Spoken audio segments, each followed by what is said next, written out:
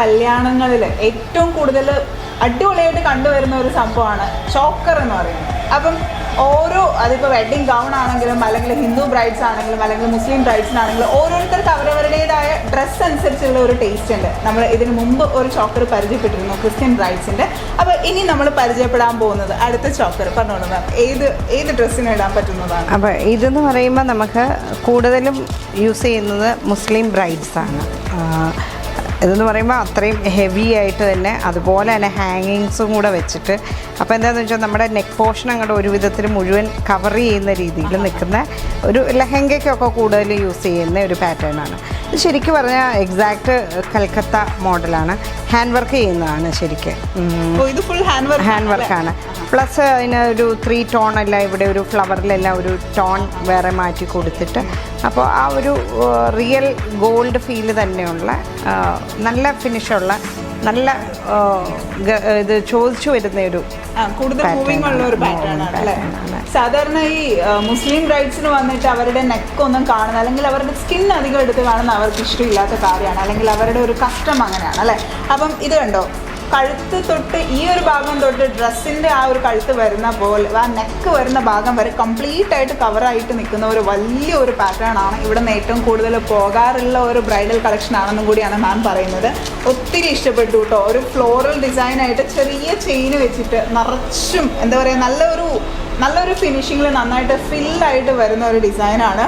പിന്നെ ഇതിനകത്ത് മാം പറഞ്ഞിരുന്നു, ഇതിനകത്ത് 3 ഷെയ്ഡ്സ് കൊടുത്തിരിക്കുന്നത് നമ്മൾ സാധാരണ ജ്വല്ലറിയിൽ ഗോൾഡൻ ജ്വല്ലറിയിൽ കാണാറുള്ളത് പോലെ സിൽവർ കളറും അതുപോലെ റോസ് ഗോൾഡൻ കളറും അതുപോലെ ആ ഒരു 3 ഷെയ്ഡും വെച്ചിട്ടൊക്കെ ശരിക്കും ഒരു ഗോൾഡൊന്നും അല്ലാന്ന് ഇവിടുന്ന് കാണുന്നതുകൊണ്ട് നമ്മൾ പറയും ഇത് സ്വർണ്ണമല്ലാന്ന്. അല്ല പുറത്ത് നമ്മൾ ഇട്ടുകൊണ്ട് ഇത് നടക്കുകയാണ് അല്ലെങ്കിൽ ഒരു ബ്രൈഡായിട്ട് നിൽക്കുകയാണെങ്കിൽ ഒരിക്കലും പറയത്തില്ല ഇത് സ്വർണ്ണമാണ്. അത്ര നാച്ചുറാലിറ്റിയാണ്. ശരിക്കും ഗോൾഡ് തോറ്റു പോകണ ഒരു സംഭവം തന്നെയാണ് കേട്ടോ, അത് പറയാതിരിക്കാൻ വയ്യ. എന്തായാലും എനിക്ക് ഒത്തിരി ഇഷ്ടപ്പെട്ടു മാം.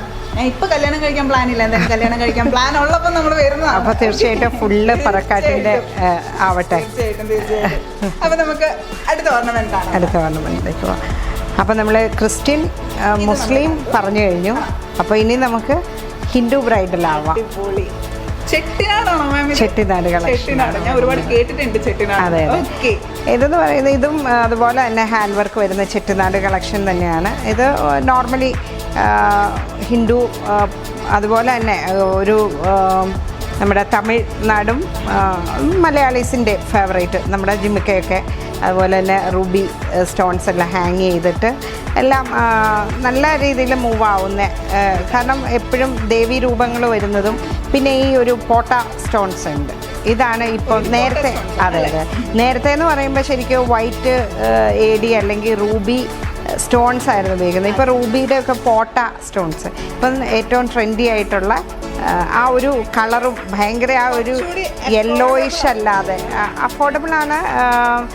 അല്ലെങ്കിലും ഇപ്പോൾ ഇതൊക്കെ എന്ന് പറഞ്ഞാൽ നമ്മൾ ഗോൾഡുമായിട്ടാണ് ശരിക്കും കമ്പയർ ചെയ്യേണ്ടത്. ഇപ്പോൾ സാധാ ഇമിറ്റേഷൻ ഓർണമെൻറ്റ്സ് എന്ന് പറയുമ്പോൾ നമുക്കൊരിക്കലും കോൺഫിഡൻസോടുകൂടി ഒരു എൻ്റെ ഒരു ബ്രൈഡൽ ഓർണമെൻ്റ് എന്ന് പറഞ്ഞാൽ നമുക്ക് യൂസ് ചെയ്യാൻ പറ്റില്ല. ഇത് ഇമിറ്റേഷൻ ആണെന്ന് തിരിച്ചറിയോ എന്നുള്ളൊരു ആ ഒരു കോൺഫിഡൻസ് ഇല്ലായിരിക്കും. മറിച്ച് ഇതെന്ന് പറഞ്ഞാൽ എല്ലാം പറക്കാട്ടിൻ്റെ എല്ലാ ഓർണമെൻറ്റ്സും ഹാൻഡ് ക്രാഫ്റ്റഡ് ആണ്. ഓൾമോസ്റ്റ് മോൾഡിങ് ഉണ്ട്.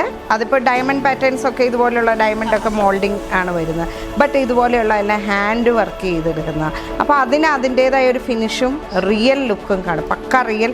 ഇതിൽ ഉപയോഗിക്കുന്ന പോട്ട സ്റ്റോൺസ് ഉൾപ്പെടെ എല്ലാം, ഹാങ്ങിങ്സ് ഉൾപ്പെടെ എല്ലാം അതേപോലെ കോസ്റ്റ്ലി ആയിട്ടുണ്ട്. വെറുതെ ഈ പ്ലാസ്റ്റിക്കിലൊന്നും നമ്മൾ ഉപയോഗിക്കുന്നില്ല. റിയൽ എന്താണോ ഗോൾഡിൽ യൂസ് ചെയ്യുന്നത് ആ ട്രെൻഡിൽ ഉപയോഗിക്കുന്നത്. അതായത് ഇത്രയും മാത്രമേ ഉള്ളൂ. ശരിക്കും പറഞ്ഞാൽ പ്യുവർ ഗോൾഡ് അല്ല, ഇതിൻ്റെ ഫുൾ മെറ്റൽ എന്നുള്ള ഒരു കാര്യം മാത്രമേ ഉള്ളൂ. അതെ, ബാക്കി എന്താണോ അത് നമുക്കൊരു ഡ്രോബാക്ക് ആയിട്ട് പറയാൻ പറ്റില്ല. കാരണം എന്താണെന്ന് വെച്ചാൽ സാധാരണ നമ്മൾ ഇമിറ്റേഷൻ ജ്വല്ലറി ചെയ്യുന്നതെന്ന് പറഞ്ഞിട്ടുണ്ടെങ്കിൽ വേറെ എന്തൊക്കെയോ മെറ്റലാണ്. ഇവിടെ സിൽവറും കോപ്പറും മാത്രമേ ഉള്ളൂ. സിൽവർ, കോപ്പർ, ഗോൾഡ് എന്ന് പറയുന്നത് എന്നും അത് ഹൈ ലെവലിൽ നിൽക്കുന്ന മെറ്റൽസ് ആണ്. അതിൽ തന്നെയാണ് ഇതൊക്കെ ചെയ്തിരിക്കുന്നത്.